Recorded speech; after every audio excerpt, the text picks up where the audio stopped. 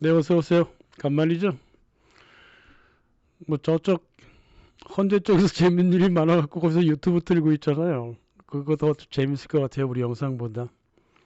그 얼마 전에요. 이재명 씨가 국회의원 소환제를 말하더라고요. 잘했어요. 예. 내가 그렇게 좋아하는 사람은 아닌데 뭐 그렇게 하나씩 해 나가면 됩니다. 제품도 리콜제가 있는데 국가 운영에 리콜제가 없다는 게 말이 됩니까? 뭐가 그렇게 무서워서 소환제를 싫어해요? 국회의원들이 당당하면 소환제 받아들여야죠. 아주 잘했어요. 근데 이재명 씨가 우리 영상을 봤나? 뭐 아무튼 당장 모든 걸 뒤집을 수는 없으니까 하나씩 이렇게 해 나가면 됩니다. 어? 자, 민주주의를 이제 본격적으로 영상으로 만들기 전에 자유주의부터 일단 정리를 좀 해야겠습니다. 그 자유주의에 대한 그 무책임한 그 옹호가 어떠한 그 근거도 없이 옹호하던 그 시대 정신이 등장하기 바로 전에 악덕에 대한 옹호가 먼저 있었다는 사실, 이거를 지적을 해야 돼요. 다시 말하면 자유주의자라고 하는 사람들은요, 자기들이 악행을 일삼는다는 점을 잘 알고 있었어요. 아담 스미스가 뭐 대표적이죠. 아담 스미스가 그랬잖아요. 나의 이익만 추구하면 너도 잘 살게 된다고. 사람들이 이런 말을 쉽게 넘어가는데 그러면 안 돼요. 딱 짚고 넘어가야 돼요. 하나하나. 다 그 숭구리당당 숭당당 하다 보니까 자유도 얻지 못했고 민주도 얻지 못하고 인권도 얻지 못했고 주권도 얻지 못했어요. 정확하고 구체적으로 짚고 넘어가야 된다 이 말이죠. 1723년에 말이에요. 네덜란드계 영국인 의사 버나드 맨드빌, 이게요 자유주의자들의 할아버지예요. 그 당시에 그 영국의 부르주아 그 위선이 너무 싫어서, 응? 부르주아 너희들은 말이야 이기심을 위해서 자선을 베풀지 않느냐, 자선 자체가 너희들의 이기심 아니냐, 이렇게 비판을 했습니다. 당시 다 그랬어요. 조나단 스위프트도 걸리버 여행기 쓰면서 얼마나 그 국회의원들의 위선을 비판했습니까? 너무너무 지저분했죠. 거의 다 같은 정신을 갖고 있었어요. 저 당시에. 근데 이제 베르나르 맨드빌은 이제 선을 좀 훌쩍 넘었어요. 부르주아의 그 허식, 그 위선을 비판한 건 좋은데 선을 넘어가 버렸어요. 그래서 교만과 허영심은 모든 미덕을 합친 것보다 더 많은 병원을 건설했지 않았느냐. 그 교만에 차 있고 허영심 부리는 그 악덕이라고 하는 것은 장기적으로는 공익이 될 수 있다. 어디서 많이 들어본 얘기죠. 아담 스미스다 그 말이에요. 그 부르주아하고 국회의원들의 위선을 고지곳대로 믿고 미덕이라고 보는 대중들이 하도 답답하다 보니까 말이에요.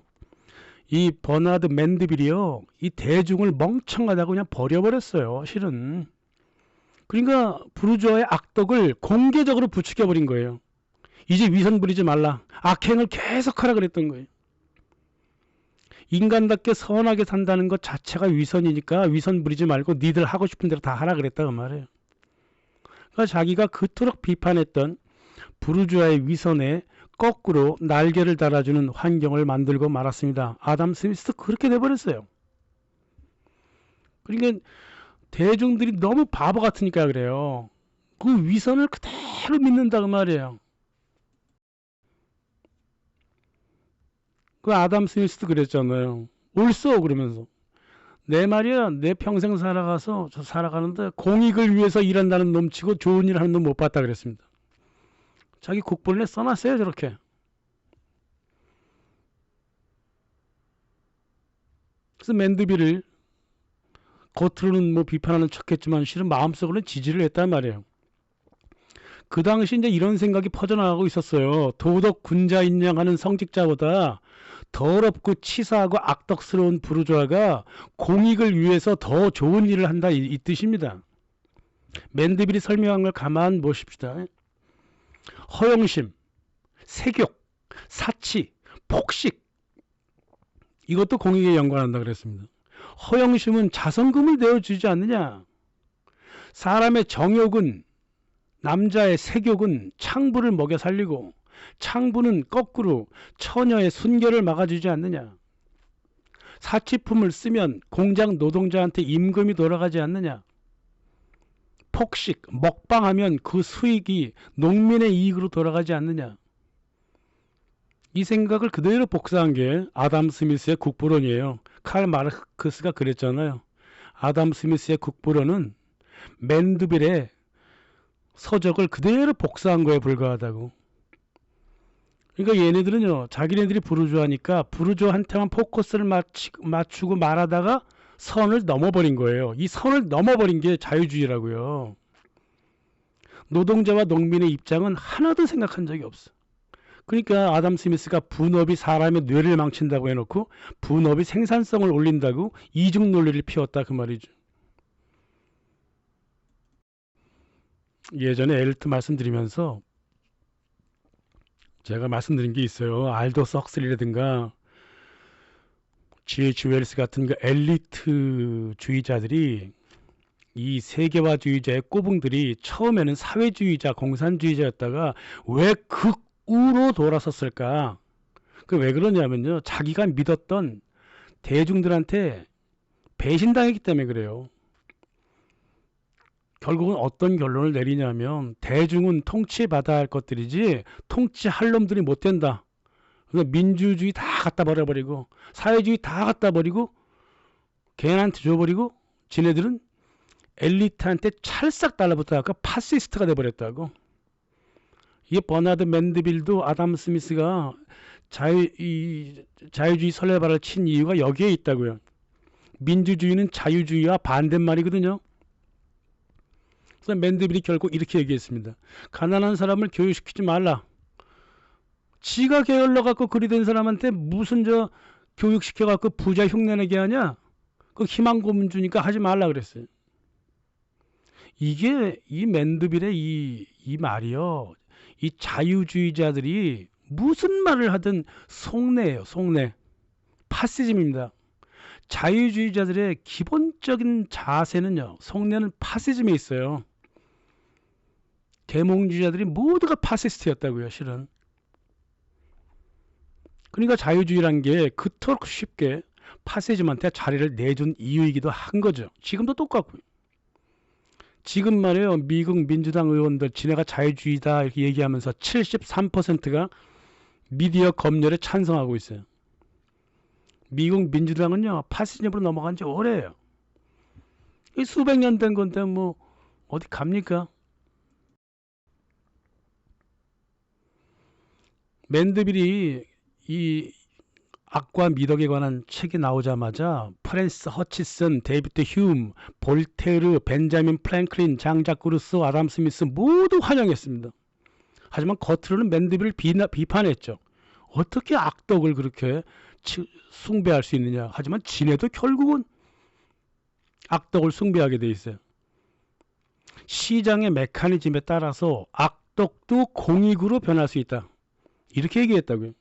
그래서 에드먼드 버클이라든가 칸트 정도만 빼면 이 사람들 모두 위선자예요.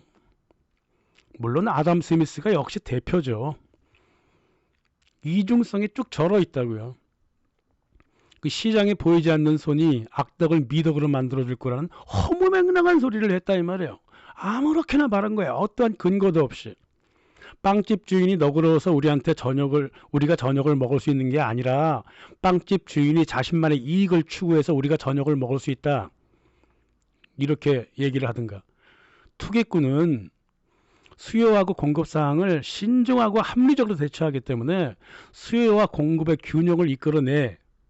따라서 물품 공급자들한테 적잖은 이익을 발생시킬 수 있다. 이런 개소리를 해댔다 이 말이에요.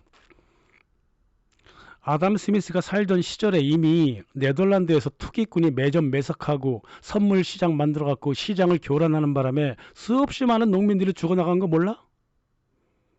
그냥 말로만 이렇게 해댔다고 아담 스미스가. 그리고는 또 도덕군자인 척 얘기한다고. 시장에 참여하는 보통 사람들이 교육만 더 잘 받으면 시장은 더욱더 합리적으로 변해서 보이지 않는 선이 깔끔하게 분배의 문제를 해결할 수 있다. 이런 개소리를 또 해댔다 이 말이에요.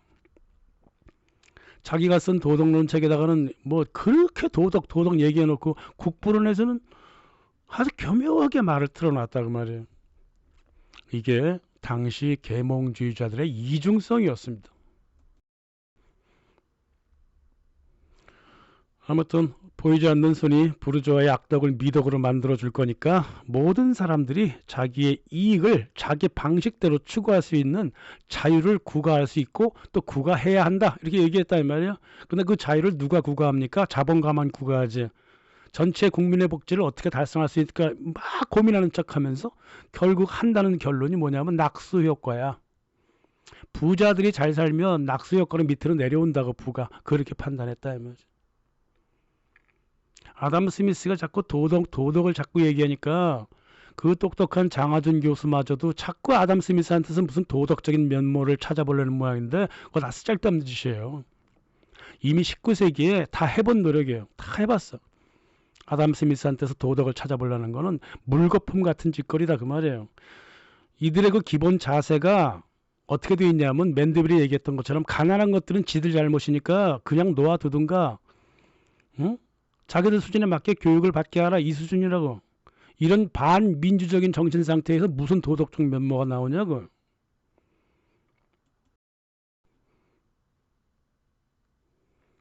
스미스가 그렇게 책을 쓴 지 100년이 지났습니다. 1870년대 프랑스의 지성 에른스트 르낭이 그랬죠. 자유주의? 국가가 간섭하지 않는 사람들의 자유? 참 먼 얘기다. 먼 나라 얘기다 그랬습니다. 영국의 지성 매치 아놀드도 그랬습니다. 그 증명 불가능한 소리하고 자빠졌다 그 말이죠. 그런 적 단 한 번도 없었다 그랬습니다. 자유주의 정책을 펼친 지 100년이 지나간 영국과 프랑스에서 만인의 자유가 펼쳐진 게 아니라 만 명의 자유만 실현했다 그 말이에요. 예전에 노회찬 씨가 좋은 얘기 했더라고요. 만 명의 자유만 실현했다. 만인 같은 소리 하고 있어. 이게 자유주의의 진면목입니다. 국가도 마찬가지예요. 자유주의로 덕을 본 사람은 자본가뿐밖에 없었지만 국제적으로 자유주의의 덕을 본 국가는 영국, 미국, 프랑스, 네덜란드 식민 본국밖에 이득을 본 나라가 없습니다. 어디다 대고 자유주의를 말이에요. 물론 사람이라고 개인이라고 하는 것은 자기의 그 행동이 나중에 어떤 결과를 산출할까 그거 아는 사람 없어요. 그러니까 자꾸 점장이 찾는 거 아니에요. 또 위에서 계획하지 않아도 인간의 행동이 일정한 사회적 패턴으로 나타난다는 것도 사회학에서는 다 인정되어 있는 거예요.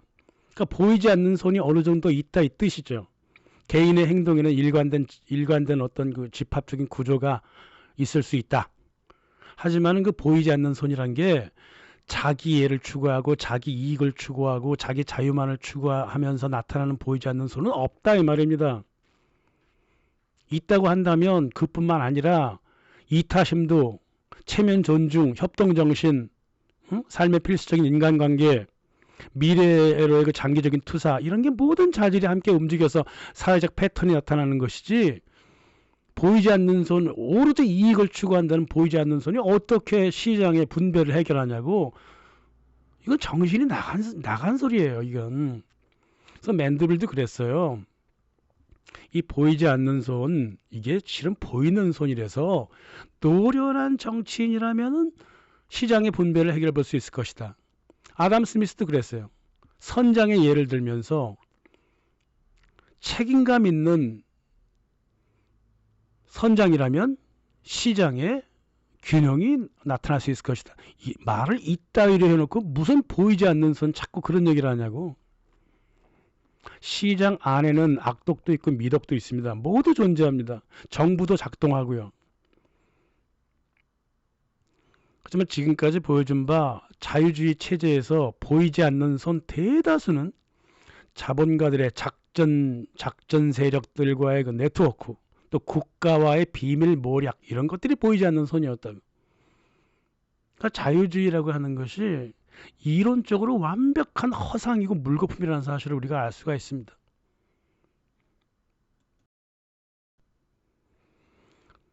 질 들레즈하고 가타리가 그랬죠. 딱 단언을 해버렸습니다. 국가는 권력을 잃은 적이 없다. 자유주의를 완전히 거부해버리죠. 아니 싫다고 거부하는 게 아니라 역사적으로 그런 적이 없다는 거예요. 에른스트 르낭하고 매치 아놀드가 얘기했던 걸 그대로 반복하는 거예요. 자유주의 하에서 국가는 정부는 권력을 잃은 적이 없다.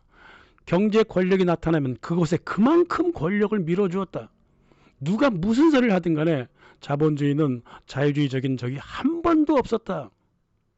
자본주의는 국가가 경제생활에 적극 간섭하는 국가자본주의였다. 더 이상 할 말 없죠. 너무 정확해서. 아니 정상적인 머리로 생각 좀 해보자고요. 자본주의라고 불리는 체제 하에서 자본가들이 국가를 장악하지 않았다고 믿는 바보가 세상에 어딨냐고요. 시장을 자기네들이 이끌어가는데 정부로부터 최소한의 권력을 요구하는 자본가가 이 세상에 한 명이라도 있냐고요. 적극적으로 자기네 사업에 개입해달라 그러지. 시장의 기능이라는 게 정부의 그 입법적, 행정적, 사법적 관여 없이 이루어진다고 생각하는 이 세상에 바보는 없어요. 정부가 시장에 개입하지 말라 이랬던 것은 자본가가 아닌 사람들이 정부를 구성하지 말라 이거예요. 응? 자본가가 아닌 사람들이 정권을 잡을까봐 노심초사하면서 했던 말이 정부가 시장에 간섭하지 말라는 소리였다.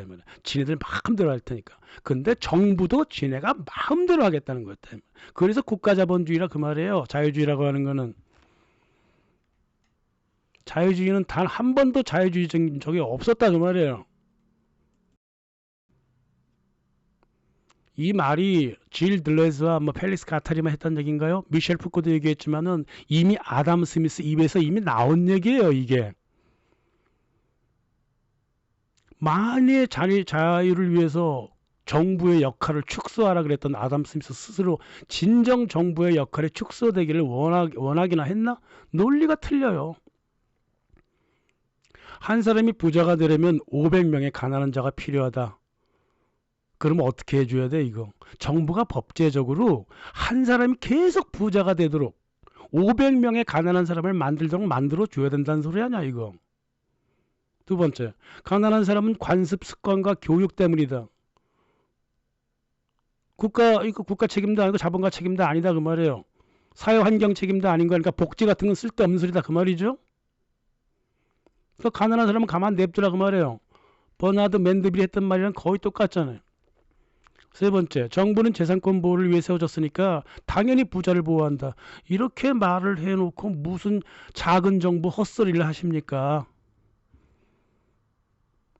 아니 근데 자유주의 경제학자라고 하는 사람들 아담 스미스 책을 읽기나 했는 거예요 이거? 참 나는 이해가 안 가요 아무리 봐도. 프리드리히 엥겔스가 자유주의 정책 70년 후에 영국의 노동 상태를 책으로 써놨잖아요. 응? 국가하고 자본가가 함께 움직이는 보이지 않는 손을 써가지고 19세기 영국 노동자들을 비참하게 만들어줬다는 말이에요. 찰스 디킨스 소설보다 더 비참하게 기술을 해놨어.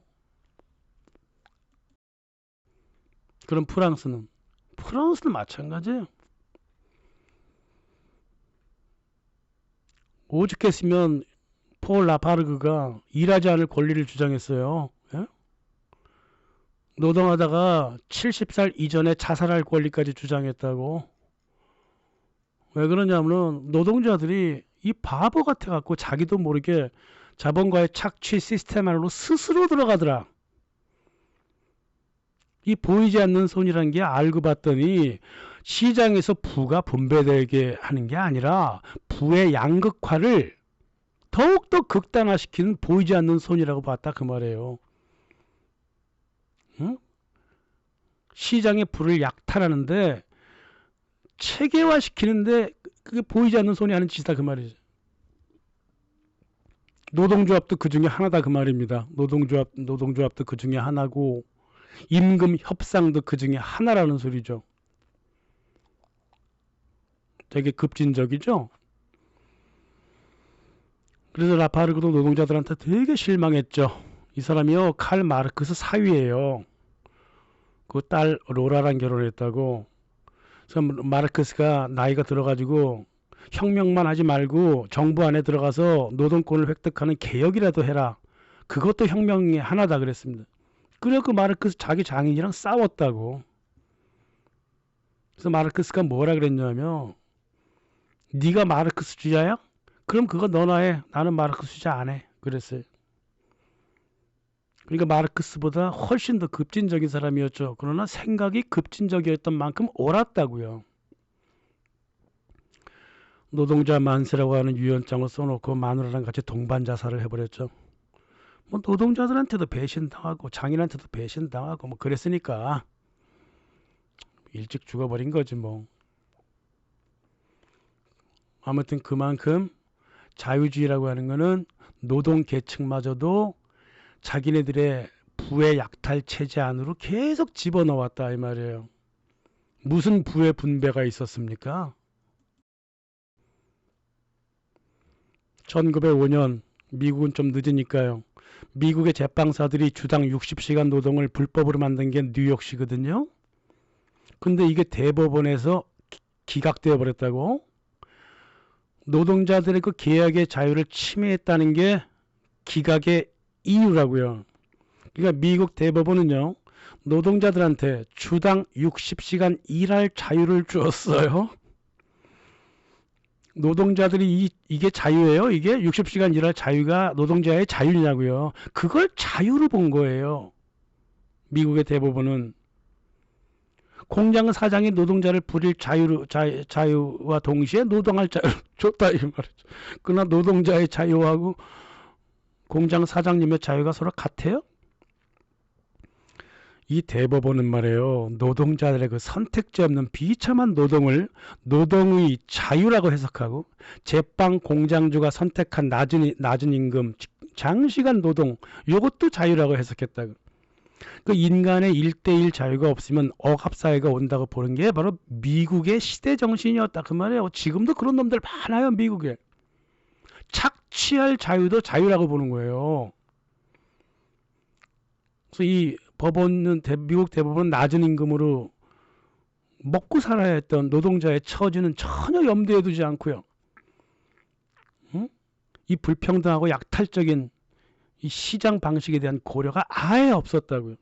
그러니까 미국의 대법원은요, 자유랑 혼동했습니다.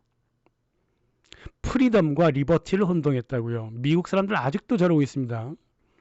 프리덤은 인간 본연의 자유고 리버럴은 자유시장 경제를 위한 행위에 불과했단 말이야.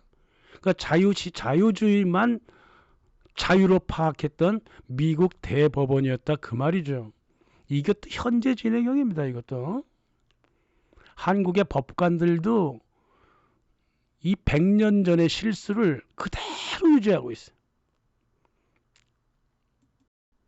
그래서 법 철학이 필요하다고 제가 항상 말씀드리는 거예요.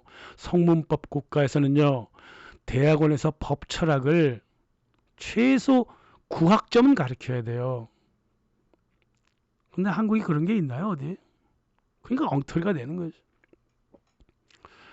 정부와 자본가들이 서로 독립적이다? 환상이에요. 정부와 법은 하나로 돌아가고 정부와 자본가들도 하나로 돌아가는 겁니다. 자유주의 체제라고 하는 것은 혹은 뭐 자본주의라고 하는 것은 돈벌이 생산 수단을 소수 자본가만이 소유하고 자본가들의 경제활동을 국가의 법과 행정 체제로 만들어 버렸다 그 말입니다. 아담 스미스의 인민을 위한 자유, 만인을 위한 자유주의는 처음부터 존재하지 않았습니다. 오로지 자본가만이 노동자의 자유를 자유롭게 약탈했던 자유주의였다 그 말입니다. 다시 반복하지만 윌리엄 글래디스턴 총리가 했던 말을 다시 반복합니다. 정치 세계에서 자유주의는 민주제도가 아니라 귀족제도를 만드는 수단이었다. 엿다 대고 자유주의와 민주를 합쳐보려고 했던 엉터리 벙터리 허상을 가진 사람들이 있었죠. 지가 뭔 소리 하는지도 모르는 거예요.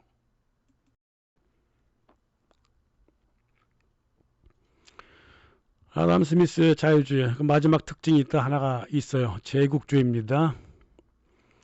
이 아담 스미스가 정치에 대해서 많은 말을 하지 않았지만 그 정부의 역할에 대해서는 많은 말을 했죠.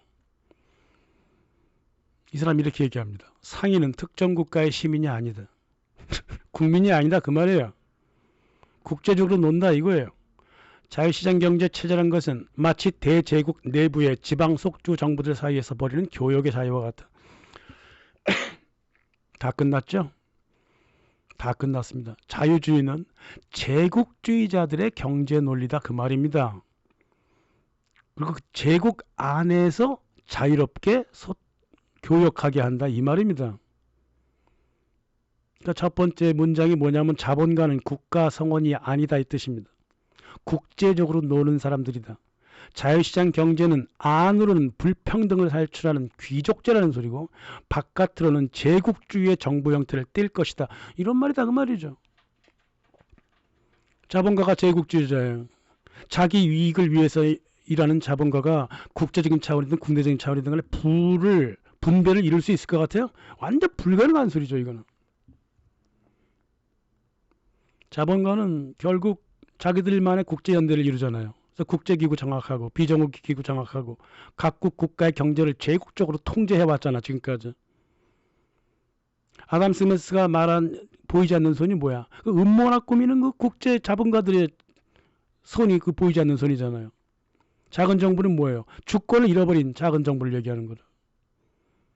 또 합리적인 시장? 이성을 하향 평균화 시켜놨는데 무슨 이래가지고 무슨 국부를 이룹니까? 국부를 이루기는 자본주의자들의 부만 이룰 뿐이지. 그래서 기본적으로 아담 스미스의 국부론은요. 마지막 특징이 뭐냐면 세계화 제국주의예요. 그겁니다. 논리가 그렇게 흘러간다고 말이에요. 아담 스미스의 그 자본의 세계화를 지향하는 자유주의는요. 결코 민주주의와 함께할 수 없습니다. 당연하죠. 자유주의는 국제적으로 치고 나가고 개인의 양극화를 원하는데 어떻게 민주주의가 가능합니까? 가능하지 않다니까요. 경제적인 자유주의를 냅둬버려. 민주주의만 독단적으로 하고 싶어? 그 방법이 없는 게 아니죠. 국회의원부터 지역구를 뽑는 게 아니에요. 지역구라고 하는 것은 봉건 농촌, 땅을 파먹는 노동력 중심으로 고향 중심으로 대표자를 뽑는 봉건 체제에서는 할 수 있는 투표제더라고요. 이 산업경제처럼 다 뿔뿔이 개인적으로 흩어진 상황에서 가장 중요한 이슈가 뭐예요? 자본주의에서 소득이잖아. 소득 기준으로 세금도 먹이고 권리도 나눠주고 자유도 획득하고 그렇게 만들어놨잖아요. 이 국가체제가. 그러면 어떻게 해야 돼요? 국회의원을 소득순, 자산순으로 국회의원 뽑아야 된다고요. 자산도 계산하고 그래야 되지만 이를테면 연소득 1억 이상이다. 그 나라에서 5%다. 그럼 그 사람들 5%만 대표권을 주면 되는 거예요. 연소득 2천만 원 이하가 전 국민의 30%다. 그럼 국회의원 30% 뽑게 해줘야 되는 거예요. 하위소득 계층 국회의원 출신이라고 창피해요? 그런 게 어딨어. 그래도 입법은 보다 공정하고 민주적일 수 있잖아요. 그래야 자본주의 체제에서 적합한 대의제가 된다 그 말입니다. 왜 자본주의를 들어놓고 농촌 봉건 체제식으로 선거를 합니까? 투표용지는요 국세청에서 나눠주는 거예요. 선관위가 아니라. 간단한 얘기예요 이거는. 당장 나라를 뒤집어 갈 게 아니라면 하나하나 좀 민주주의적으로 가보자니까. 그래야지 파시즘을 피해갈 수가 있어요.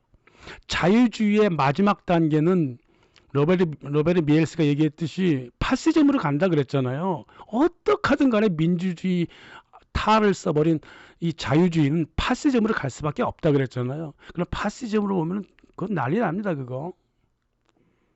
그렇게 안 하려면 진짜 민주주의를 해봐야 된다니까요. 실험 삼아라도 한번 해봐야 돼요.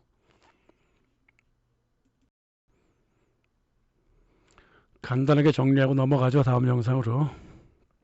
자유주의란 것은 근본에 있어서 국경을 넘어서 세계와 국제주의를 지향하기 때문에 주권을 요하는 민주주의와 성립 불가능한 거예요. 신자유주의 세계화가 적나라하게 보여줬듯이 자유주의의 근본 토대는 개인주의입니다. 민족적 정체성을 주장할 토대가 아예 없어요.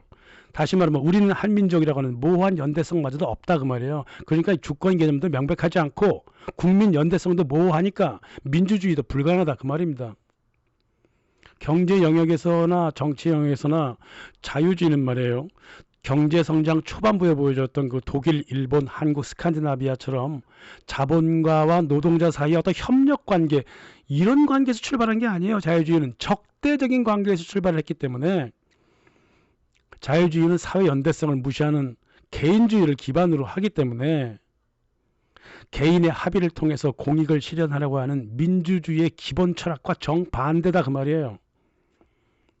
물질적이고 계층적이고 사회관계적으로 자유가 허락되는 사람한테 무한한 자유를 주기 때문에 이 사람들이 말하는 공익은 공익이 아니라 사익이에요. 지들이 결정한다고 공익을. 그런 겁니다. 마틴 호로이스 하버드 법학전문대학원장이 이미 다 얘기를 했죠. 미국에서 공익이라고 이 법으로 만들어진 거는 실은 신흥세력, 즉 부르주아의 이익에 따라 선호된 것들이다. 뭐 뻔한 얘기예요. 공익은 공익인 적이 한 번도 없어요. 다 부르주아의 이익이고 있는 사람들의 이익이었다 그 말이에요. 베르나르 마닝도 또다시 이렇게 얘기하죠. 18세기 프랑스도 미국도 의회제의 반민주성을 토론했다. 그러나 보통 사람들한테 선거권을 줬다는 거, 그리고 국회의원 수가 늘어났다는 거, 이게 정치인들한테는 선거가 곧 민주주의 아닌가? 라고 하는 환상을 심어주었다. 하지만 민주라고 하는 이름을 차용한 민주공화국은 언제나 소수 독재였다. 민주공화국은 자유주의는 받아들였지만 어느 경우에도 민주주의는 받아들이지 않았다 이 말이에요. 민주주의가 뭐예요? 개인이 어떻게 의사를 결정해서 사회의 공익과 서로 조화시킬 것인가, 그런 협력적인 제도다 그 말이에요. 하지만 정당 정치와 의회 제도라고 하는 것은 공익을 벗어나서 자기 당의 이익만 찾고 국회의원 직장만 고수하려고 하는 비타협적인 제도 그거잖아요. 민주주의랑 아무런 관계가 없다고 말이에요. 정당 정치와 의회 제도라고 하는 거는 처음 출발부터 그랬고 지금까지도 그렇습니다.